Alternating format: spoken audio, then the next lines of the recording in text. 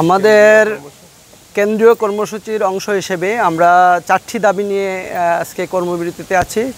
গতকাল থেকে আমাদের এই কর্মবিরতি আরম্ভ হয়েছে, আগামী দিন পর্যন্ত চলবে। তারপর কেন্দ্রীয় নির্দেশনা মোতাবেক আমরা পরবর্তী কর্মসূচি ঘোষণা করব।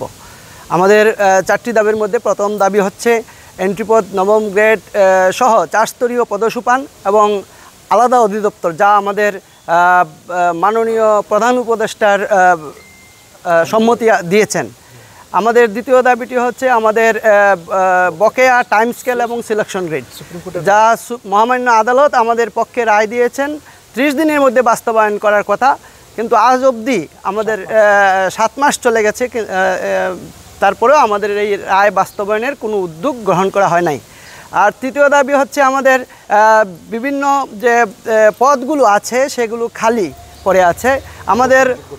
আমাদের প্রমোশনযোগ্য অনেক টিচার আছে, যারা সিনিয়র শিক্ষক, সহকারী প্রধান শিক্ষক, সহকারী উপজেলা শিক্ষা জেলা শিক্ষা কর্মকর্তা, উপজেলা শিক্ষা কর্মকর্তা, বিদ্যালয় পরিদর্শক, সহকারী বিদ্যালয় পরিদর্শক, যে পদগুলো ফাঁকা পড়ে আছে।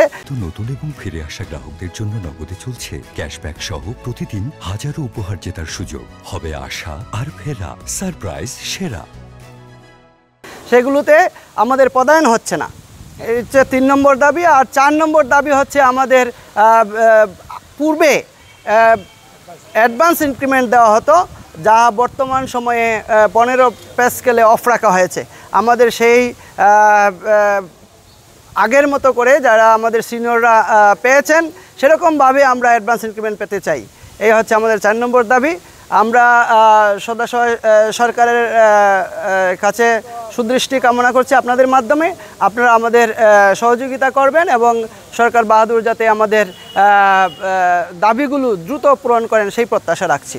আজকে আপনাদের যে পরবর্তী যে পরীক্ষাগুলো ছিল সেগুলো বাতিল করা হয়েছে, মানে এইগুলো আসলে এই যে পরীক্ষাগুলো বাতিল হয়েছে সেইগুলো আসলে কী ব্যবস্থা পোষাবের কী ব্যবস্থা? এইগুলো আমরা কেন্দ্রীয় নির্দেশনা আছে যে আমরা শুক্র শনিবার অথবা আমাদের সামনে শীতকালীন ছুটি আছে, সেই ছুটিটা না কাটিয়ে আমরা পরীক্ষাগুলো নিব। পরীক্ষা তো খুব বেশি কর্মসূচির দাবি মানে কতদিন চলতে পারে এটা তো এখন কেন্দ্রের নির্দেশনা যে বোঝা যাচ্ছে না। প্রাথমিকভাবে 3 দিন দেওয়া হয়েছে, তারপরেও সরকার যদি আমাদের দাবি দেওয়াগুলো মেনে নেয়, আমার মনে হচ্ছে আর কি এটা কেন্দ্রের নির্দেশনা আসবে, সেই নির্দেশনা অনুযায়ী আমরা পরবর্তী করণীয় কি সে বিষয়ে আমরা সেদিকে জানাবো।